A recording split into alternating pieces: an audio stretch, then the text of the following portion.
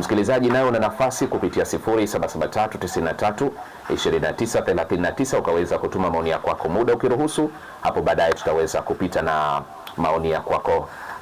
Jambo ambalo tunakwenda kuuliza Comrade Hamisi Mbeto sio jambo geni. Takribani lilianza kusikika mwishoni mwa juma lililopita, kwa maana kwamba juma lililopita hapo, lakini pia tukaona kwenye mitandao mbalimbali na wewe umezungumza. Lakini sasa nataka tusikie ukizungumza hapa kupitia Bahari FM Radio, ambapo Chama cha Mapinduzi CCM kimepongeza uamuzi wa Rais wa Zanzibar na mwenyekiti wa Baraza la Mapinduzi Dr. Hussein Ali Mwinyi kwa kukataa shinikizo la baadhi ya watu waliotaka aongeze muda wa kubaki madarakani. Karibu sana, tunataka tusikie kwa upande wako. Bwana Fantastic pamoja na Mwana Bakari na Donald, kwa kama mposikia nilifanya mahojiano ya moja kwa moja kwa njia ya simu na Global TV, na waliona kwa sababu nilitoa taarifa baada ya kuibuka maneno mengi na uvumi. Lakini pia nimshukuru sana Dr. Hussein, Rais wa Zanzibar na mwenyekiti wa Baraza la Mapinduzi, na makamu mwenyekiti wa chama alipokuwa katika hafla ya nadhani wale hazina hazina pale Jordan. Tulipalizungumza kwamba kuna watu wameanzisha mjadala cha kusikilisha kwenye vyombo vya kutunga sheria kama Baraza la Wawakilishi mitaani, ya kwamba aongezwe muda, wakati utamaduni na katiba ya nchi na katiba ya chama yetu imeweka ukomo wa nafasi ya rais kwa muda wa vipindi viwili kwa muda miaka 10. Nisema ukisoma katiba ya Zanzibar mwaka 1984, nisema rais atahudumu kwa vipindi viwili mitano, na hata katiba yetu ya chama ikasema hivyo kwamba vipindi viwili candidate wetu atapata nafasi hiyo. Kwa hiyo kuwakuta wana CCM ama wa viongozi waandamizi wanaanza kuanzisha vitu kutaka kuleta mtafaruku, ile jambo sio. Na kweli tunakiri Rais Mwinyi amefanya vitu vingi vizuri kwa muda mfupi na ana kazi kubwa, na hakuna mtu hata mmoja Mtanzania Mzanzibari asiyeona kazi nzuri iliyofanywa na Rais Mwinyi. Lakini vile vile tuna wajibu kuheshimu katiba na sheria za nchi, ukizingatia rais mwenyewe Rais Mwinyi wakati anakabidhiwa dhamana ya kuiongoza Zanzibar alishika msahafu na akasema kwamba ataitii na kuheshimu katiba ya Jamhuri ya Muungano na katiba ya Zanzibar. Kuna nini katiba imeeleza wazi. Kwa hiyo Rais Mwinyi kuweka wazi ile jambo lilikuwa ni jema, na mimi kama msemaji wa chama sasa nikatoa taarifa rasmi na chama kuambia kwamba hatuna mpango huo kwenye chama. Na ikumbuke haya yashaye kutokezea nyuma. Nilisema wakati wa Salimini hivyo watu walitaka kufanya ile jaribio, lakini likazimwa na uongozi wa chama wakati huo. Na ikumbuke chama ndio hichi tutaendelea kusimamia misingi na taratibu na katiba ya chama. Kwa maana hiyo naamini sisi mtu na makada wengi wazuri, tuna wanachama zaidi ya milioni 13. Tunaamini tu haijawahi kutokezea katika kugombea rais wa Zanzibar katokezea watu watatu. Kila siku zikaenda mbele tunafika mpaka watu 41 42. Haiwezekani katika makada wote tukakosa mtu mwenye sifa. Tutampata kada mzuri, na ikizingatiwa nilisema kwamba viongozi wetu hao hajiongozi wenyewe. Pia kuna ile guidance wa chama chenyewe kinawafanyia tathmini, kinawazingatia. Kwa maana hatuna mashaka. Wakati tutapokuwa tunaenda katika wakati ukifika wa kuwatafuta, tutaangalia vigezo mbalimbali na mchujo ili kumpata kiongozi mzuri atakayefanana na Rais Mwinyi wakati wake kufika. Na mimi naambia tu Rais Mwinyi atahudumu kama rais wa Zanzibar, akimaliza ataondoka, na kama bado ana nguvu chama hichi kikubwa, nchi kubwa, tutaendelea kumtumia katika maeneo mengine pale ambapo tutakapoona anaweza kutusaidia katika kuwatumikia Wazanzibari na Watanzania kwa ujumla. Tuna Rais Shein mstaafu tunamtumia, Rais Karume, Rais Kikwete, wote tunawatumia, na Rais Mwinyi atatumika tu katika kulitumikia taifa lake. Lakini tusianzishe chokochoko, na haya mara nyingi yanakuja kwa baadhi ya vikundi vya watu ambao vinafaidika uwepo wa kiongozi yule. Sasa wanafikiria kuondoka kwake ile kufaidika kwa kutakatika. Hapana, kama unafanya vitu kwa halali, si kwa uchawa, unafanya vitu vizuri, hakuna kiongozi atakayekuja sitaka kusaidiwa. Kwa maana kama unamsaidia una msaada mkubwa na unaonekana sio kujikweza, basi atakayekuja atakuchukua tumsaidie, kwa sababu lengo ni kuwatumikia watu, lakini si kutaka kuanzisha vitu ambavyo havieleki. Tuna mambo mengi ya kufanya.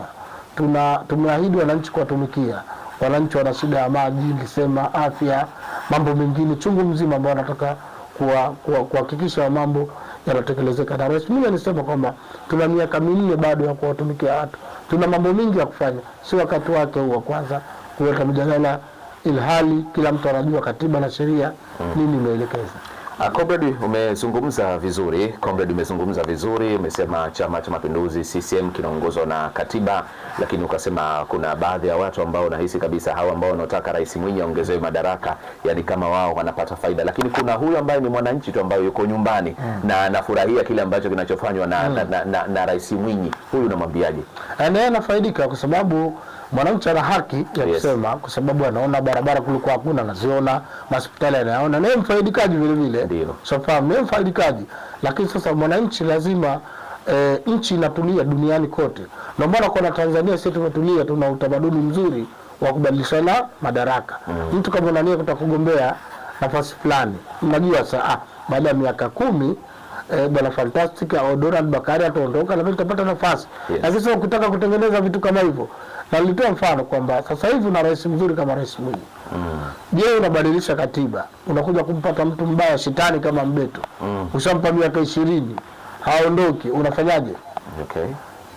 Unafanyaje? Lakini kama Mbeto mzuri, atatumikia miaka 10, atatumika sehemu nyingine, ataendelea kutoa mchango wake kwa taifa lake. Lakini siku kujaribu kuchezea katiba. Ukiangalia historia, nchi nyingi zimeibuka mizozo kwenye vyama vyao, kwenye nchi zao, baadhi ya watawala kutaka kujiweka maisha na kutaka kubadilisha katiba za nchi zao ili endelee kuhudumu. Ndio maana kunatokea uasi mbalimbali na kunatokea machafuko ya nchi bado, na unasababisha genocide, unasababisha nchi situlie. Wananchi wanahangaika kwa utashi wako ama na kikundi cha watu wako wanaofaidika. Ndio nilichosema mwanzo. Kwa maana sisi kama CCM, kama Tanzania, kama Zanzibar, tutaheshimu katiba zetu za nchi na katiba ya Chama cha Mapinduzi mwaka 1977 kwamba tutakupa nafasi kwa vipindi viwili ili wahudumikie Wazanzibari na wahudumikie wa Tanzania. Comrade, hii tuseme imejirudia mara ya pili. Nakumbuka kwenye awamu ya kwanza Dr. Mwinyi ibuka ndio kama hii, lakini imekuja imeibuka tena na kwenye press yako ya juzi kama nilikunukuu vizuri ulizungumza kwamba kuna watu wana maslahi. Ndio kabisa, of course. Hili mimi nataka nijue sasa msimamo wa chama ili kuona kwamba hili alijirudii tena, labda kuchukuliwa hatua, ama kuna hatua gani ambazo chama zinakwenda kuchukua?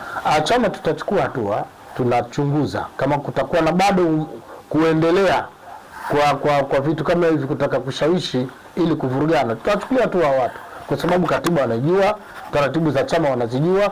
Kwa maana kufanya vitu kinyume na taratibu na kanuni, na ukizungumza ukisoma katiba yetu ya Chama cha Mapinduzi, kuna kiapo cha mwanachama, nitakuwa mwaminifu sofahamu kwa nchi yangu na chama changu, nitasema kweli daima, sawa.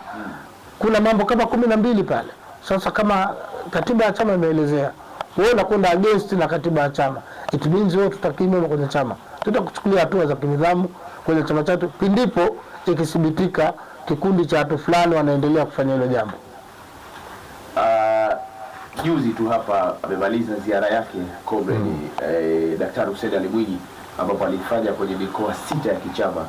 Na katika ziara yake moja kati ya vitu ambavyo vilitawala huko ni kuhusiana na mustakabali wa serikali ya umoja wa kitaifa. Lakini ni hivi tu majuzi tumeona mwenyekiti wa chama cha ACT Wazalendo akifanya interview na shirika la utangazaji la BBC na akisema kwamba Zanzibar hali ni mbaya. Comrade, hii inatuchanganya sasa sisi wananchi wa kawaida, maana huku tunaambiwa mustakabali unakwenda vizuri, huku kiongozi mmoja muhimu katika kuunda serikali ya umoja wa kitaifa yanasema hali ni mbaya. Hili wewe unalizungumziaje? Kwa kweli hali nzuri, of course kila mtu anajua, lakini unajua tatizo la rafiki yangu Usman Masudi ni mtu ambaye ana 2 in 1. Mtu 2 in 1 ni mtu anasema leo hili, kesho anasema hili. Unapopima hali si nzuri kivipi? Niliwahi kusema kwamba tulipokwenda kwenye uchaguzi chama chake kilishiriki, na bahati nzuri mimi nilikuwa nashiriki kwenye vikao vile vya tume na wadau. Tulikuwa na rafiki yangu Isa pale Mtumbatu, mtu wake kila wakati yuko naye. Tulishiriki katika kuandaa kanuni zile za maadili za uchaguzi, yote imeelezea. Lakini kikubwa zaidi kama Watanzania na Zanzibar wajui, mimi Isa na vyama vingine tulishiriki mpaka kupanga ratiba, ile ratiba ya kampeni tulipanga sisi, tume wakawa wanatusikiliza sisi, uwanja gani atakuwa nani pale fulani, lakini utaratibu wa kusimamia zoezi zima la kupiga kura pia tulishiriki pamoja. Na ndio maana ukisoma sheria namba 4 ya tume ya uchaguzi ya mwaka 2018 ukiangalia ibara 15 imeelezea utaratibu wa uandikishaji uko vipi. Kila chama kinawakilishwa na mawakala, na mawakala wote tulikuwepo vyama vyote. Lakini ukisoma ibara 75 inaelezea mchakato mzima wa upigaji kura, na kila chama kitakuwa na mawakala, na kila chama kitasimamia kura zake. Na nyote mashahidi tumepiga kura. Kura zote zilizopigwa, si za wabunge, si za wawakilishi, si za madiwani, si za marais, zilihesabiwa kwenye vituo. Lakini ukiangalia ile sheria ya maadili ya uchaguzi tukaambiwa kwamba kura za rais zitajumlishwa kwenye kituo kikuu ambacho tunaita tallying center kilikoko pale tume ya uchaguzi, na pale wao walikuwa na wakala wao Isa Mtumbatu. Matokeo ndipo alipokuwa yanakuja kutoka kila pahala, ambapo kwanza alihesabiwa kwenye vituo, yakahakikiwa na mawakala wao, na mawakala wao walisaini matokeo yote yakapelekwa kule. Leo nashangaa anasema hali si nzuri ama uchaguzi uko, lakini hakuna ripoti yoyote ya international observers na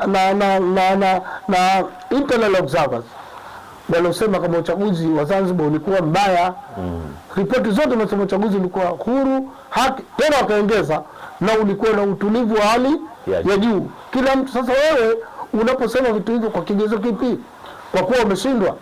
Huwezi ukashinda. Na mimi nasema siku zote kwamba Othman Masoud kwenye siasa bado ni mchanga. Unashindana na Rais Mwinyi, kwanza ameshakuwa rais, ameshafanya mambo wananchi wameyaona. Of course automatically yeye ana legitimacy ya wananchi kumwamini tena. Hilo la kwanza. Lakini la pili, unashindana na mtu ambaye kwenye Chama cha Mapinduzi amekuwa mjumbe wa kamati kuu zaidi ya miaka 15. Wewe kwenye ACT hata miaka 5 hujafika kwa mjumbe wa kamati kuu. Hicho chama chako chenyewe mgeni. Lakini la pili, wewe mwenyewe una weakness. Wewe mwenyewe hujawahi kumuunga mkono huyo muasisi wa ACT Maalim Seif kupiga kura, hata kumpigia kura vipindi vyote Maalim anagombea zaidi ya vipindi 5. Na haya si maneno yangu, tume ya uchaguzi walisema siku ile kwamba huyu ni mpiga kura mpya. It means Othman miaka yote hakuwahi kuamini upinzani, hajawahi kumpigia kura. Na ukiangalia bwana fantastic, kipindi kile cha nyuma tulikuwa tunasema winners take all, yaani ukishinda kwa kura moja wewe mshindi. Yes. Angelimpigia Maalim Seif kipindi hicho. Na unakumbuka chaguzi ya 95, 2000, 2005 tulikuwa tunapashana kwa maji ndogo kabisa. Sasa hivi unapata 59 ama 51 ya kupiga kura. Sasa wanachama wa ACT ambao wanatokana na CUF wanajua na wanaakili kwamba huyu hakuwa mwenzetu tangu huko, hakuwahi kutuunga harakati hizi. Wengine wavunjika moyo, kuna watu wamespendi muda, wamespendi pesa, wamespendi kila kitu. Kwa nini kaja kaikwa pale? Hilo jingine lilimpunguzia Othman Masoud kuchaguliwa. Lakini jingine, kauli zake kwenye mikutano. Yeye alikuwa anahubiri uchuki, ubaguzi. Anaweza kusema kiongozi anaweza kusema kwamba mimi siwezi kushinda na mpita njia, inabidi Rais Mwinyi ampita njia. Watu zinajenga hivyo, nitakusema Rais Mwinyi hapa si kwao mpita njia, ama Rais Mwinyi Bumbwini kwa mama yake kule si kwao. Sasa hizi kauli nyingine zinawavunja watu moyo za kibaguzi. Wewe elezea Rais Mwinyi kajenga barabara kilomita labda 1300, mimi nitajenga kilomita zaidi ya 10. Hayo ndio Wazanzibari walitaka kuwasikia, na ndio maana Wazanzibari walichagua amani na maendeleo, hawakutaka siasa zile za nyuma. Lakini yeye mwenyewe ile organization yake haikuwa vizuri. Mimi nina ushahidi. Katibu mwenezi nilitembea vituo vyote Unguja na Pemba. Wakati wa andikishaji kuna vituo zaidi ya 18 hawakuwa na mawakala. Wenyewe. Sasa unashindana na chama ambacho kimejiorganize na tumejipanga vizuri. Lakini hata angalieni mikutano yetu ya kampeni. Sisi tulikuwa tunapiga kampeni, hatumtukani mtu. Kila tu bali tunapokwenda na kila makundi tunawaambia Rais Mwinyi na mgombea wetu kafanya 1 2 3, mkitupa tena tutafanya 1 2 3. Kwa maana hiyo Othman kashindwa kwa vitu vingi tu kabisa, vingi kabisa. Lakini hata muonekano wake na Rais Mwinyi ni vitu tofauti. Rais Mwinyi mtulivu, hana jazba, hapandishi munkari. kila jambo analizungumza kwa ufasaha, na hajapatapo rasmi. Chukueni rekodi zote. Mimi ndo katibu mwenezi, ndio nilikuwa nasimamia mikutano, sijapata hata siku moja rasmi kumsikia kumtaja mtu. Mmesikia nyie? Hajawahi. Akisimama anahimiza amani, anasema tutafanya hivi hapa katika eneo hili, tutafanya 1 2 3, tuna mpango huu, tutafanya huu. Sasa tofauti kubwa ya wagombea hawa, wamepishana mbingu na ardhi. Sasa mtu unataka kujimwambafai, lakini uhalisia ndio huo. Kwa maana hiyo anachokisema hakikuwa sahihi kabisa. Osman kashindwa kwa haki tu, kwa sababu masuala ya uchaguzi yana mbinu nyingi na wao walikuwa nazo. Sisi tuliamini tukihamasisha wananchi, tukoeleza tumewafanyia nini, tukiimarisha vizuri makada wetu kujitokeza kwa wingi na kupiga kura, na ndicho tulichokifanya. Tulihakikisha kila mwana system anapata nafasi ya kwenda kupiga kura na kurudi kufanya shughuli zake. Kwa maana ushindi wetu sisi haukuwa na mashaka, na ndio maana uchaguzi ambao kwenye historia ya Zanzibar hakufinywa mtu ni uchaguzi huo. Hakuna mtu alifinywa wala alifungwa wala kamatwa. Leo vipi unasema hali mbaya? Watu wanaishi vizuri, huduma ziko vizuri, miradi ya maendeleo. Na kwa taarifa yake Bwana Osmani, haijapata kutokea kipindi chote hata cha awamu ya kwanza rasmi. Kipindi hichi ndio tuna miradi mingi ya maendeleo, na miradi mingi imefikia 80%, 90 mingine tumeizindua, ikiwemo kwenye shughuli za sherehe za mapinduzi ya 62 ya mapinduzi. Leo tunajenga viwanja vikubwa. Leo anza Mazizini hapa tunajenga barabara ya njia 6. Hakuna popote. Utasema hapo nchi ina utulivu. Yaani akili za kuambiwa changanya zako. Hata yule mwandishi wa BBC alikuwa anajia. Kwa maana nimalizie Bwana Donald. GNU iko kwa mujibu wa katiba, iko kwa mujibu wa sheria, na rasmi ameapa kutekeleza sheria na katiba. Imesema sisi tutaendelea kuwahudumia Wazanzibari. Yeye bwana macho akae, siku atakojisikia kuja ahlan wa sahlan, hata hapa tuendelee na majukumu. Hakuja basi tutaendelea kuhudumia wananchi na mambo mengine yataendelea. Comrade, umezungumza mengi sana na tumekufahamu, lakini kuzungumza kila mara kwa huyo kiongozi ambaye umetoka kumtaja hapa kutoka chama cha ACT Wazalendo, kila anapopata nafasi anazungumza, na wakati mwingine kila ambacho anachozungumza anakijua mwenyewe, inaashiria ni kitu gani? Basi tu ni ile niseme na ni chuki tu, haina sababu. Kama kuna mtu ambaye anashindwa kufanya kazi na Rais Mwinyi, huyo mtu hawezi kufanya kazi na mtu mwingine yote. Nilizungumza juzi hapa, usifahamu. Yeye ni makamu wa kwanza mstaafu, lakini bado Rais Mwinyi anaidhinisha, anapoa hadhi kama makamu wa kwanza. Jana nilikuwa leo maskoni kwa kocha Msoma hapa. Kaja na skoti zote tu na walinzi wote tu, na kimya. Kwani sio wako kina Balozi Walidi wastaafu wenzio, sio na gari moja tu na mlinzi, mbona wako wengi tu. Sio Shamsi Bwana naoza, sio hapo. Lakini imani kubwa na kutaka salama ya nchi hii Rais Mwinyi, mwingine anasema haya yaende. Sasa mtu anakupa favor kama hiyo, bado ukikutana na waandishi wa habari, ukienda katika mkutano wako lazima utumbo, bora unasema serikali hizi zote mbili haramu. Sasa kama haramu, bora unapokea huduma kutoka serikali za haramu. Ndio sasa nikatoa mfano kwamba nguruwe haramu, mchuzi wake mtamu. Sasa lazima ujicontrol katika kuzungumza. Kama haramu si unasusia, au sio? Sasa haya mambo huyu mtu wa aina gani tumtizame, lakini bado sisi tunaamini serikali moja kitaifa ndio suluhisho la Zanzibar, na sisi tutaendelea kuhimiza ile jambo likamilike kwa mujibu wa katiba nchi yetu, ili tuongeze nchi yetu kwa salama na amani na kwa mujibu wa sheria na katiba ya Zanzibar. Mwenyekiti, bila shaka muda umetuacha, tutaongeza kidogo. Una swali? Kuna swali muda umeacha. Alafu Bakari Masudi akaniita mimi mwenyekiti. Kwa hapa. Hapa mwenyekiti. Haya Vipi kama mtoe kidogo, na nitauliza maswala yote mawili, pengine moja nitaliweka mwisho. Katibu ni amemtaja hapa Msoma. Ndio huko kwa sasa. Msoma amemtaja na jana tumemzika. Mheshimiwa Rais Salia salama baada ya swala. Ungependa kusemaje kwenye hili? Lakini swali langu la mwisho, usije ukasahau, tunaelekea kwenye sikukuu ya Idi. Unatoa wito gani kwa Wazanzibari na Tanzania katika kuelekea kusherehekea sikukuu ya Idi? Kwanza kuhusu kocha Msoma, tumepokea kwa masikitiko, kwa sababu ni kocha wetu katufundisha, na ni mwalimu ambaye wa aina yake katika walimu Tanzania hii, naweza kusema Kocha Msoma alifundisha timu nyingi tu, lakini Sports Simba ndio timu ambayo aloitengeneza yeye na wenzake kina Masudi Kocha na wengine. Kwa maana hiyo kocha Msoma amefundisha Sports Simba, amefundisha Kikwajuni, amefundisha Malindi, amefundisha Miembeni, kafundisha timu nyingi tu, kalea vijana wengi.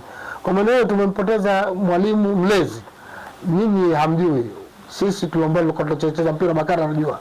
Tukenda kwa kocha Msoma pale kama kwake umekaa kama jani. Watoto wote tunakuta pale. Tunakula pale. Yani hakuwa kocha labda mkutana kwenye viwanja vya mchezo tu. Hapana, mpaka kwake. Na alikuwa anatujua, anamjua kila mtu. Kwa maana amelea kwa rika na tabaka mbalimbali kocha Msoma. Kwa maana sisi tumempoteza, na bahati nzuri sisi Chama cha Mapinduzi tulitoa kabisa za andiko la huzuni na kutaka hapa watu wa pole na kumzungumzia kocha Msoma jinsi alivyokuwa. Kwa maana hiyo msiba ule ulitukusa sana, na niseme tena Chama cha Mapinduzi tunatoa pole kwa kumpoteza kocha wetu nguli, lakini sio kocha mlezi wetu.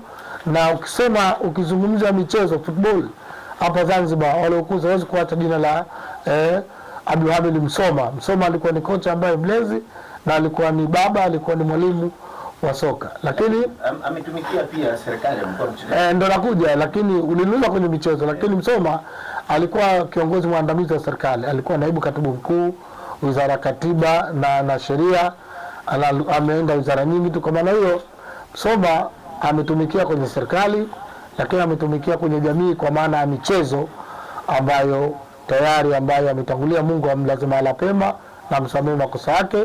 Lakini swala la sikukuu kesho tunatarajia kuanza Idul Haji. Tuombe tu Wazanzibari tusherekee kwa usalama na amani, tuwatembelee ndugu na jamaa, tuwasaidie wasio na uwezo, na kila Muislamu basi hakikisha anachinja kesho ili kutimiza ile hija ya kuchinja. Haya, bila shaka Bakari Masudi, swali lako comrade amelijibu hapo, na kulingana na muda wetu kwa sababu leo ni Arafa comrade, na mambo mengi ambayo yanaendelea kwenye ratiba, lakini pia na vipindi ratiba nyingine zinatakiwa ziendelee. Sisi tukushukuru sana comrade Hamisi Mbeto. Asante sana bwana Fantastic na timu yako yote hapo, bwana Bakari pamoja na Donald.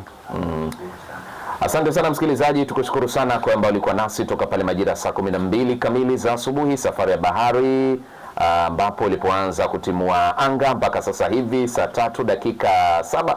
Tukushukuru sana, na tukuache hapa na mambo mengine yakiwa yanaendelea, lakini kama ilivyo kawaida sisi tukiondoka hapa huwa basi tunaondoka na burudani ya Rais Mwinyi, na hapa leo tuko na Alikiba nakwambia uongozi unaoacha alama. Huyu hapa anaitwa Alikiba nakwambia uongozi unaoacha alama.